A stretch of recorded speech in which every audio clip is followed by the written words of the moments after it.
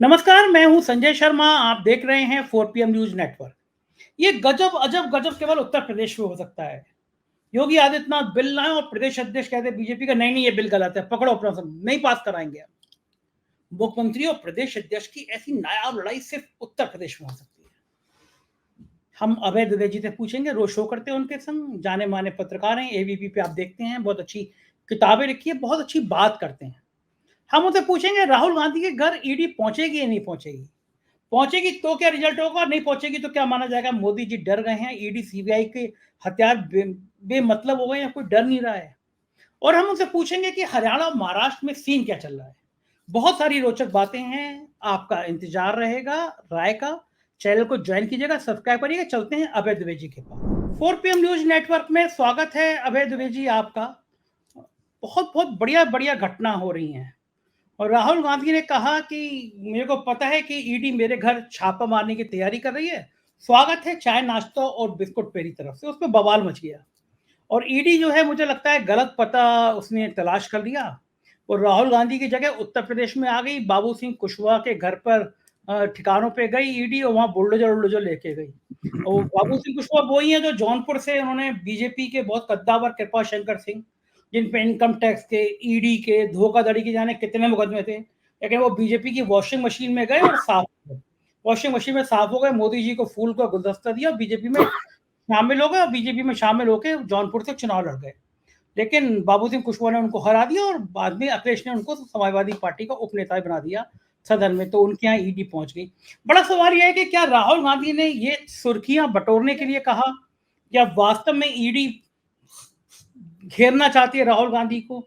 महाराष्ट्र और हरियाणा के चुनाव से पहले मोदी जी की रणनीति है कि सीधा राहुल गांधी को ही घेरे में ले लिया जाए, राहुल गांधी को ही भ्रष्ट साबित कर दिया जाए, क्योंकि राहुल गांधी का जो ग्राफ बड़ा है इन दिनों में उससे परेशान है। लगता है कि पूरे घटनाक्रम में आपका क्या मानना है? इसमें सबसे दिलचस्प टिप्पणी इसी विषय पर चर्चा करते हुए एक ऐसे पत्रकार ने की जो अपने आप को राष्ट्रीय स्वयंसेवक संघ का नजदीकी पत्रकार कहता है और इसी रूप में उसको टीवी पर अभी से नहीं मुद्दतों से पेश भी किया जाता है।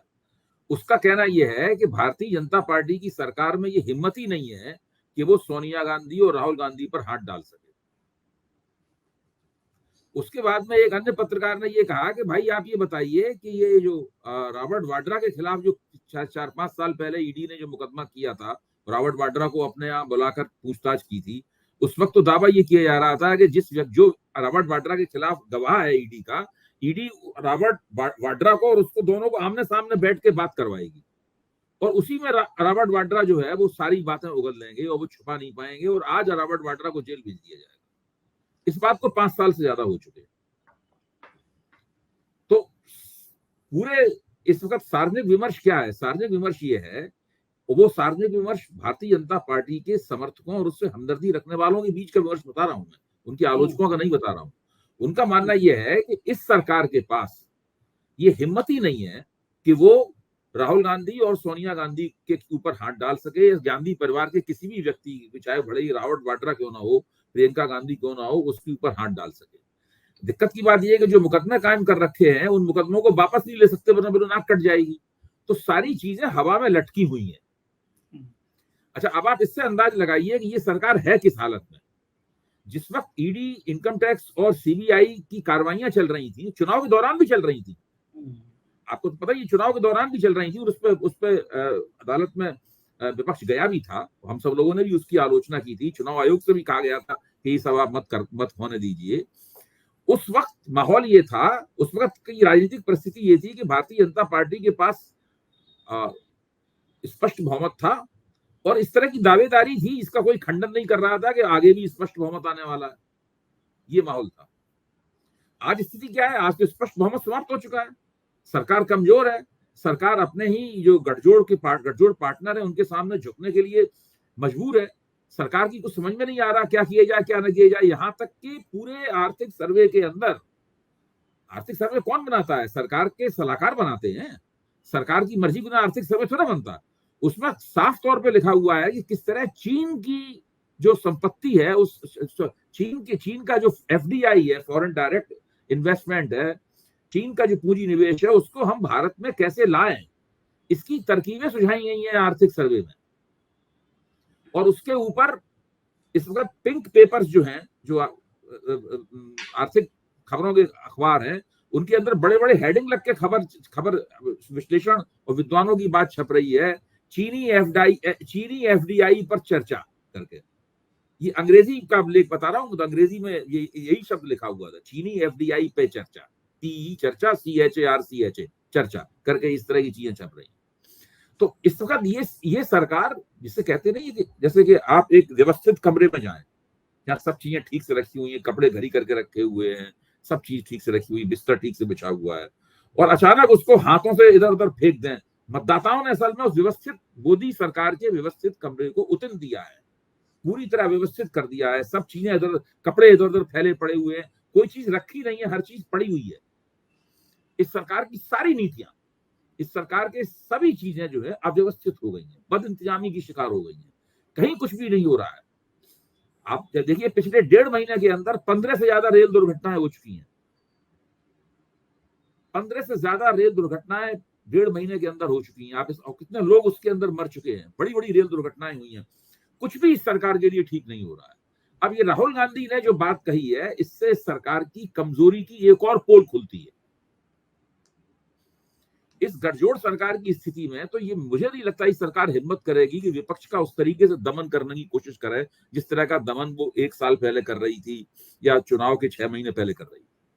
कर ही नहीं सकती, क्योंकि अगर वो ऐसा करेगी तो जो गठजोड़ सहयोगी दल हैं, उन सहयोगी दलों के अंदर एक प्रतिक्रिया होगी और एनडीए के अंदर समस्या पैदा हो सकती है। ये भी हम लोगों को देखना है कि अगर ये सरकार ऐसी जुर्रत करती है विपक्ष के नेताओं का दमन करने की, तो एनडीए के अंदर उसकी क्या प्रतिक्रिया होगी। काफी बुरी हालत है इस सरकार की। और राहुल गांधी ने यह कहा कि मैं समझता हूं ये एक बहुत ही उनकी चतुराईपूर्ण टिप्पणी है और एक चुनौती भी है कि अगर तुम में हिम्मत हो तो हमारा कुछ बिगाड़ लो। उस वक्त तो राहुल गांधी लोकसभा चुनाव से पहले की संवैधानिक पद पे नहीं थे, उनको एक साधारण नागरिक की तरह पकड़ा और गिरफ्तार किया जा सकता था। अब तो Rahul Gandhi leader of opposition है, केंद्र सरकार के अंदर एक संवैधानिक पद के ऊपर अगर उनके ऊपर किसी किस्म की आंच आती है, मैं बताता हूं उसका मोदी सरकार को बहुत नुकसान होगा। और सारी दुनिया में, जब पहले ही से कहा जा रहा है कि मोदी सरकार विपक्ष का दमन करने वाली सरकार है और ये मोदी सरकार का डेमोक्रेटिक डेफिसिट है, मतलब जो है सारी दुनिया में मोदी सरकार की नाक और भी ज्यादा नीची होगी इससे, तो ये बिल्कुल इनके लिए असंभव है। असली बात यह है कि राहुल गांधी, अब पूछा जा रहा है कि भाई राहुल गांधी के पास वो सूत्र, राहुल गांधी ने कहा सूत्रों से मुझे पता चला, यही तो कहा राहुल गांधी ने। तो सूत्र कौन से हैं? दरअसल जब सरकार के हाथ से बहुमत चला जाता है तो जो जांच एजेंसियां हैं और जो ब्यूरोक्रेसी है, वो भी अपने अंडे केवल एक ही टोकरी में रखने से इनकार कर देती है।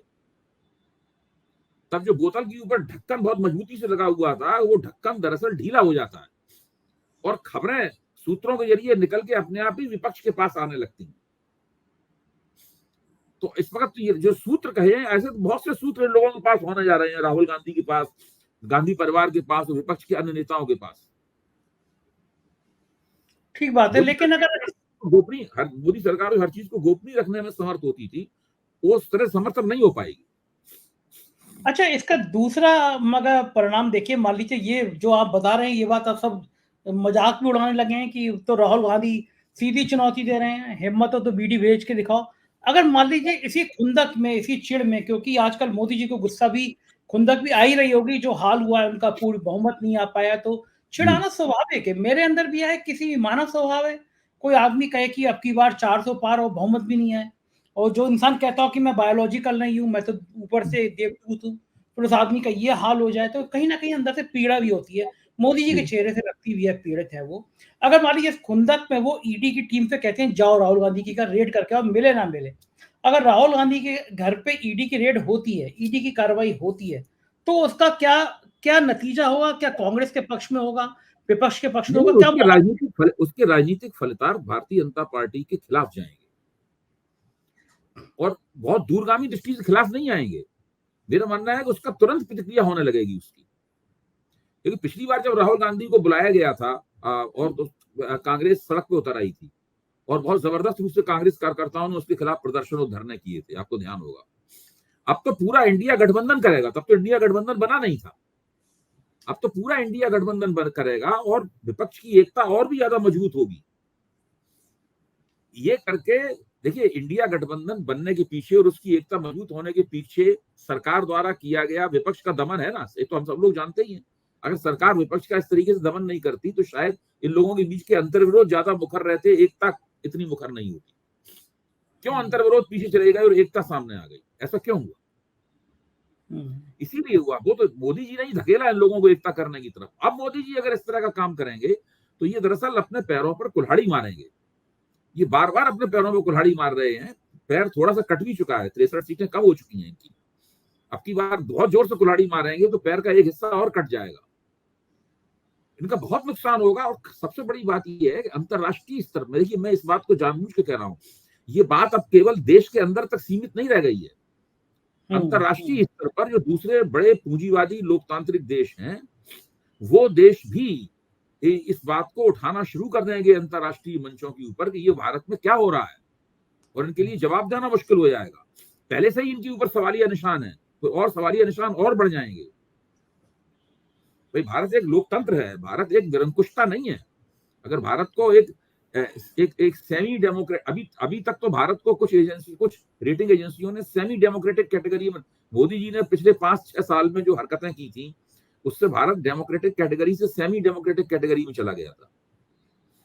इसके बाद में भारत सेमी ऑटोक्रेटिक कैटेगरी में आ जाएगा, उसमें मुश्किल हो जाएगा। बिल्कुल ठीक कह रहे हैं आप, लेकिन एक बीच में मोदी जी तो हर जगह कील कांटे दुरुस्त करना चाह रहे हैं। मेरे को जानकारी मिली कि एक बहुत बड़ी प्लानिंग है कि बीजू जनता दल के और जगन की पार्टी के जितने राज्यसभा सांसद हैं उनसे इस्तीफा दिलाए जाएं। मोदी जी चाहते हैं कि राज्यसभा में भी बहुमत पूरा मिल जाए। कल हमने देखा पटनायक साहब के पार्टी के एमपी ने एक इस्तीफा दे दिया, बीजेपी में शामिल हो गई। और ये कोई पहली बार नहीं है, जो मोदी जी के संग क्षेत्रीय पार्टी आई उसका अस्तित्व खत्म सही हो गया, कुछ ही लोग बचे हैं। तो ये जो स्ट्रेटेजी है कि एक तरह से पटनायक की पार्टी के राज्यसभा सदस्यों से इस्तीफा दिलाओ, फिर जगन की पार्टी के राज्यसभा सदस्यों से इस्तीफा दिलाओ, फिर बीजेपी में शामिल करो, ये स्ट्रेटेजी क्या कामयाब होगी? और कैसा राज्यसभा में बहुमत क्यों चाहते हैं? कोई बड़ा प्लान है क्या कि लोकसभा और राज्यसभा जब लोकसभा में आपके पास बहुमत नहीं है तो राज्यसभा में बहुमत प्राप्त करके आप क्या तीर मार लेंगे? आपका लोकसभा ही में बहुमत नहीं है। सहयोगी दलों के साथ तो है ही ना बहुमत लोकसभा में। सहयोगी दलों के साथ ये है, लेकिन सहयोगी दल किसी भी ऐसी बात के ऊपर जो कि मुश्किल तलब बातचीत हो, जिसमें दिक्कत हो, उसमें अब जरूरी नहीं कि समर्थन करने के लिए तैयार हो। सहयोगी दल कहेंगे भाई हमसे पूछ के तो आपने फलाना प्रस्ताव रखा नहीं। देखिए, जो गठजोड़ सरकार होती है उसमें पता नहीं कब किस बात के ऊपर विरोध शुरू हो जाए, कब किस बात पर आपत्तियां शुरू हो जाए।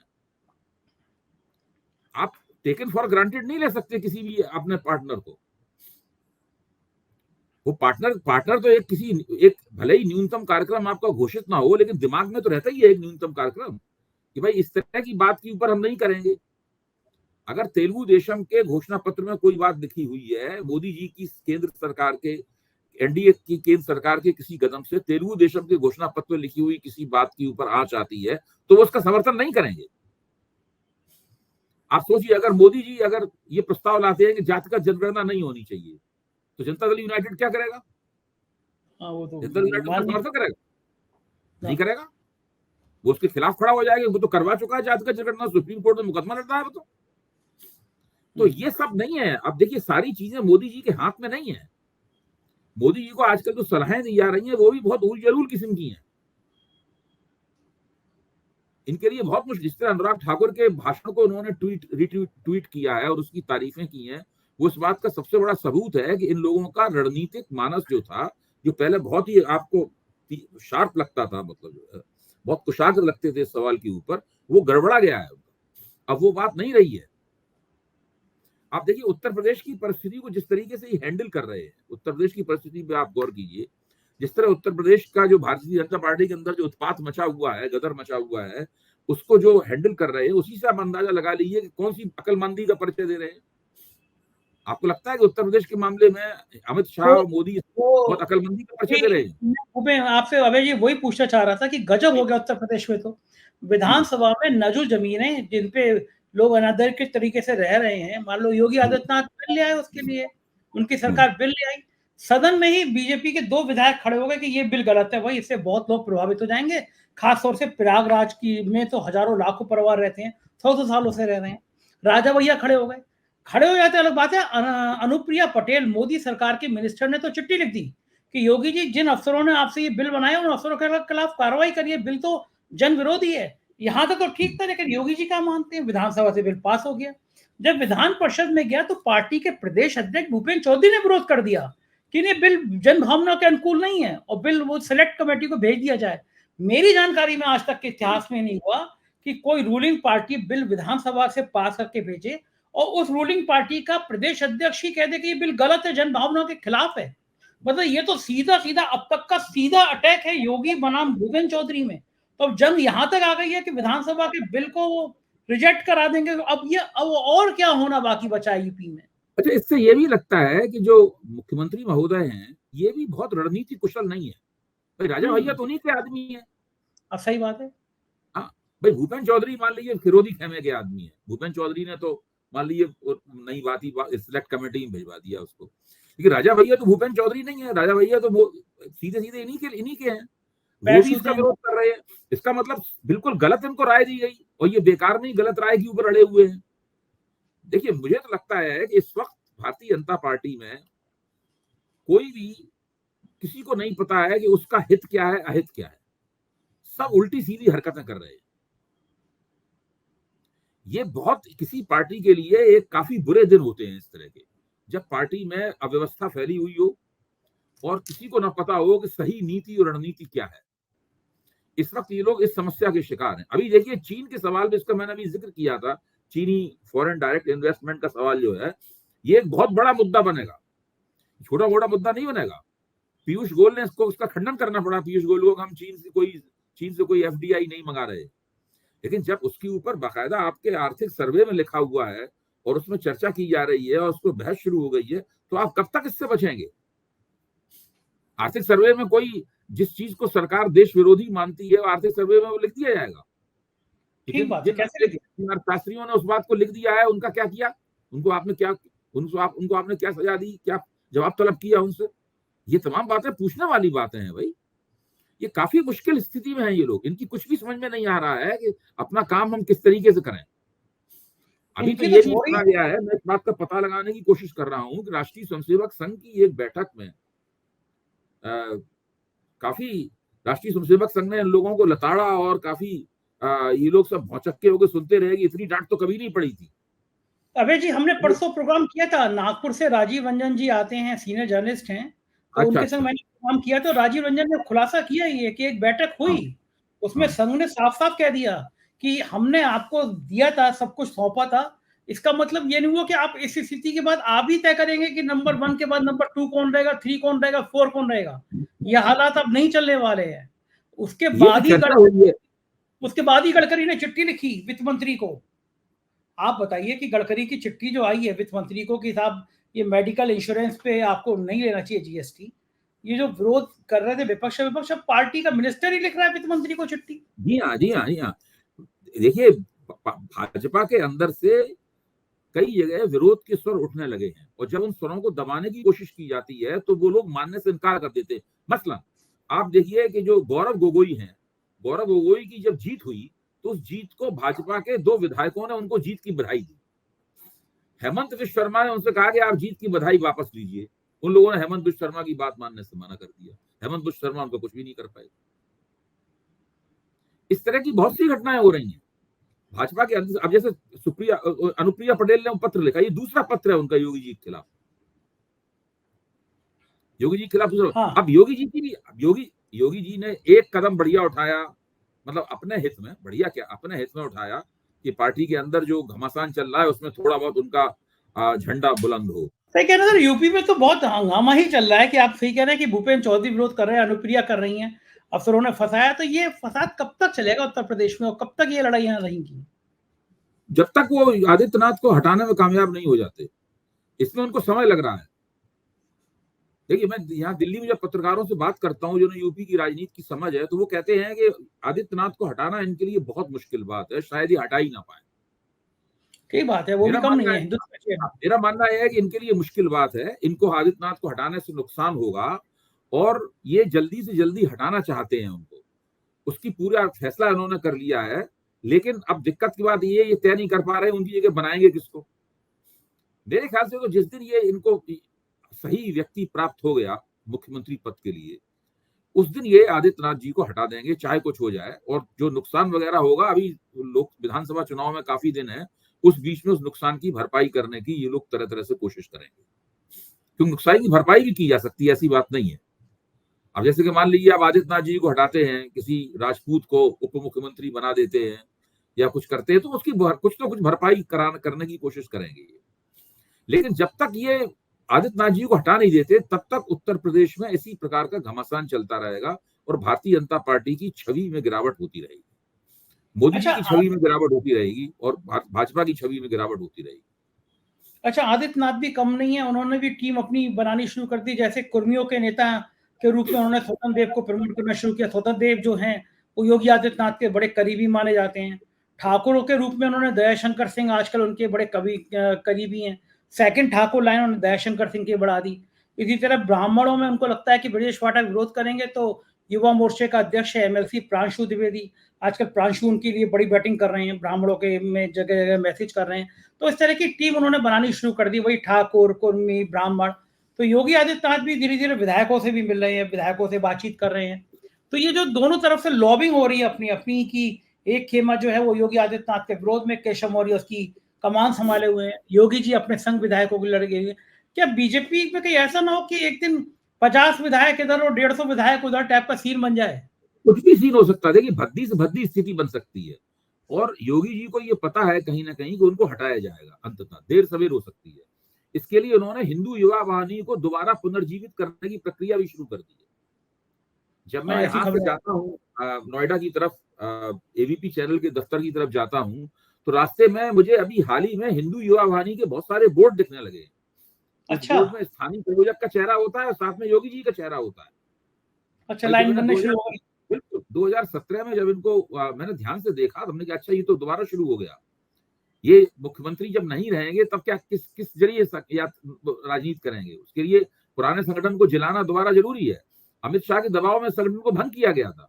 2017 में जब मुख्यमंत्री बनने की हो गई, इन्हीं को बनाया जाएगा, तो अमित शाह ने कहा कि पहले हिंदू युवा वाहिनी भंग कीजिए, तब इन्होंने भंग की।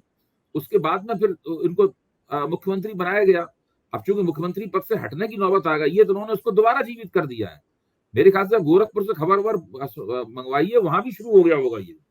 हाँ नहीं, वहां अभी चर्चा में आई अभी थी। ये और कांवड़ यात्रा के नाम पे हो रहा है, अभी तो ये कांवड़ यात्रा के नाम पर हो रहा है, लेकिन कांवड़ यात्रा के नाम पर अगर उस संगठन के नाम से हो रहा है, तो इसका मतलब ये है कि संगठन आगे भी चलेगा। अच्छा, वो जो है बात बिल्कुल सही कह रहे हैं, क्योंकि यहाँ भी इस तरह की चर्चा चल रही है। और योगी जी ने तो हाउस में भी कहा कि मुझे कोई प्रतिष्ठा यहाँ कमाने नहीं आया हूँ, प्रतिष्ठा कमाता मैं गोरखपुर में मठ में बैठ के प्रतिष्ठा कमा लेता। यानी उन्होंने हाउस में भी भाषण देते समय इशारा कर दिया कि अगर मुझे प्रतिष्ठा लेनी होती तो मैं मठ से बैठ के ले सकता था। अब असली खेल तो है सीधा सीधा यहाँ पे आके सरकार चलाने का। तो जाहिर है कि ये जो खेल है, ये जो इशारे हैं, ये जो बातें हैं, ये दूर तक जाएंगी। और राजनीति में होता भी है, ये ऐसे इशारे दिए जाते हैं और ऐसे इशारे दूर तरफ चलते हैं। नहीं, आप बिल्कुल ठीक कह रहे हैं। योगी जी अपने निजी लोगों से जो बातचीत कर रहे हैं और जो बातचीत छन छन के बाहर आती है, वो यही है कि देखिए हमें अगर मुख्यमंत्री पद से हटा दिया गया तो मेरे पास तो चलाने के लिए एक मठ है, मैं वहां चला जाऊंगा, लेकिन फिर मैं इन दोनों को देखूंगा कि ये गुजरात कब जाते हैं। तो इस तरह की बात उनकी तरफ, हाँ, इस तरह की बात उनकी तरफ से ये की जाती है। और सारा खेल खुला खेल फरक्कावादी हो रहा है। अब इसके अंदर कोई दबी छुपी हुई बात नहीं है। जब पार्टी का जो प्रदेश अध्यक्ष है, कि मुख्यमंत्री द्वारा लाए गए बिल का सदन में विरोध कर देता है और उसको सिलेक्ट कमेटी में भेजने के लिए मजबूर कर देता है, इससे आप अंदाजा लगा सकते हैं कि दरअसल जो कहावत के यहाँ उत्तर प्रदेश में सब कुछ ठीक नहीं है, कि बजाय होना कहावत इस तरह चाहिए, उत्तर प्रदेश में कुछ भी ठीक नहीं है। सही बात सब कुछ ठीक नहीं का मतलब है कुछ कुछ चीजें ठीक है, कुछ चीजें गड़बड़ है। यहाँ उत्तर प्रदेश में तो हर चीज गड़बड़ है। तो ये जो जो ऐलान जंग है, अगर ये हो गया तो महाराष्ट्र और हरियाणा के चुनाव सिर पर हैं। महाराष्ट्र और हरियाणा में क्या होगा, क्या लग रहा है आपको? क्योंकि अगर यहाँ जरा सा भी कुछ गड़बड़ाया तो वहां पे लेने के देने पड़ जाएंगे। नहीं, महाराष्ट्र और हरियाणा में तो पहले से ही भारतीय जनता पार्टी विपक्ष के मुकाबले पीछे है। महाराष्ट्र में जो महाविकास अघाड़ी है वो महायुति के मुकाबले मजबूत है, और वो लोग विधानसभा चुनावों में आज की स्थिति के अंदर तो बिल्कुल विधानसभा चुनाव जीतने की स्थिति में है। हरियाणा में तो बहुत भारतीय जनता पार्टी खराब स्थिति में है, बड़े बड़े विज्ञापन निकाल रहे हैं नसीब सिंह सैनी, महारा हरियाणा करके बड़े बड़े, कितना रुपया खर्च होने लगा है विज्ञापनों पे, एक एक पेज के विज्ञापन आ रहे हैं आजकल अखबारों में महारा हरियाणा कहके। लेकिन अब देखिए क्या होता है, वो परिस्थिति किस तरफ ले जाती है इनको जो। अच्छा, अखिलेश यादव पूरे मजे ले रहे हैं, वो कि जब वो योगी आदित्यनाथ यहाँ पे भड़क रहे थे, योगी आदित्यनाथ यहाँ पे गर्म हो रहे थे, तो अखिलेश यादव मजे ले रहे थे कि भाई यूपी की दिल्ली वालों से नाराज हो, लड़ाई यूपी में क्यों कर रहे हो, दिल्ली। तो जो अखिलेश यादव इन दोनों तंज कस रहे हैं, इन दोनों जो बातें कर रहे हैं, इन दोनों जो हमले कर रहे हैं, वो क्या मौका मिल रहा है? 10 विधानसभा के उपचुनाव सिर पर हैं कि समाजवादी पार्टी को, राहुल गांधी को एक बड़ा बड़ा प्लेटफॉर्म बिछा के दे रही है बीजेपी कि भाई तुम 10 में से आराम से बैटिंग करके जीत जाओ। क्योंकि अगर ये लड़ाई लड़ती रही तो राहुल गांधी और अखिलेश के लिए तो ये जमीन तैयार करना बड़ा बढ़िया। दूसरा, उत्तर प्रदेश में अगर योगी आदित्यनाथ के खिलाफ लड़ाई लड़ेंगे तो इसका असर महाराष्ट्र में ना पड़े, इसका असर हरियाणा पे ना पड़े, इसका मैसेज ना जाए, ये असंभव है। यानी एक लड़ाई की फिगर वहां पे भी जाएगी। तो क्या इन दोनों चुनाव में वैसे भी नुकसान है ही है हरियाणा महाराष्ट्र में, लेकिन क्या उत्तर प्रदेश की वजह से भी वहां नुकसान होगा? देखिए, सारा देश मीडिया रेवोल्यूशन के बाद में आपस में जुड़ चुका है। अब ऐसा नहीं रहा कि यहाँ तक कि तमिलनाडु में अगर कुछ होगा तो उसका उत्तर प्रदेश में असर पड़ेगा। भाई तमिलनाडु में सनातन वाला मुद्दा उभरा था ना, हाँ, भाई तमिलनाडु में उभरा सनातन वाला मुद्दा, भारतीय जनता पार्टी ने उस मुद्दे को सारे देश के लिए बनाया उन्होंने यूपी में तो किसी ने सनातन के खिलाफ बोला नहीं था। किसी ने नहीं बोला था। हाँ, कोई भी बात कहीं भी हो सारे देश पे उसका असर होता है, और ये उस प्रभाव से बच नहीं सकते। उत्तर प्रदेश भारतीय जनता पार्टी के अंदर जो स्थिति है और आला कमान के साथ उसका जो विवाद है, और भाजपा के अंदर भी जो जूतों में दाल बटी जा रही है, इसके अपने विधानसभा में बिल पास हो गया, विधान परिषद में भाजपा अध्यक्ष ने उसको सिलेक्ट कमेटी भिजवा दिया। ऐसी स्थिति में ये लोग कैसे माना जाए कि ये लोग उपचुनाव जीतने की स्थिति में, उपचुनाव जीतने के लिए तो आपको मिलजुल प्रयास करना पड़ेगा। मजे की बात बात बहस हो रही है कि संगठन ऊपर के सरकार ऊपर, जहां पर ये बहस होने लगेगा कि संगठन ऊपर के सरकार ऊपर, वहां पर एकता रहेगी नहीं आपस में। अच्छा, मजे की बात यह है कि केवल बीजेपी के अंदर ही नहीं, सहयोगी दल के जो लोग हैं, राजभर हैं, संजय निषाद हैं, ये लोग भी विरोध कर रहे हैं कि ये नजर बिल गलत है। मतलब ऐसा बिल जो पता था कि आपके बीजेपी के अंदर बगावत हो जाएगी, सहयोगी दल बगावत कर देंगे, तो ऐसे बिल लाने की जल्दी क्या थी? क्यों जल्दबाजी में फैसला लिया गया? देखिए, जब बुरे दिन आते हैं तो आप इसी तरह की हरकतें करने लगते हैं। आप कोई भी व्यक्ति जो है, अपनी स्ट्रेटजी किसी की बिल्कुल पक्की नहीं है, सोच समझ के कोई काम नहीं हो रहा है, नी जर्क रिएक्शन है हर जगह, इसी तरह की तमाम गतिविधियां हो रही हैं। तो ये सब बुरे दिनों की तरफ संकेत कर रही हैं। बिल्कुल ठीक कह रहे हैं। हम लोग नजर बनाए रखेंगे। बहुत बहुत शुक्रिया अभय जी, आपने इतना समय दिया, धन्यवाद, आभार। तो ये थे अभय द्विवेदी जी, और आपको बता रहे थे राजनीति की बेबाक बातचीत। मुझको यकीन है ये चैनल, ये बात आपको पसंद आई होगी, अपनी राय से जरूर अवगत कराएगा। शुक्रिया, थैंक यू।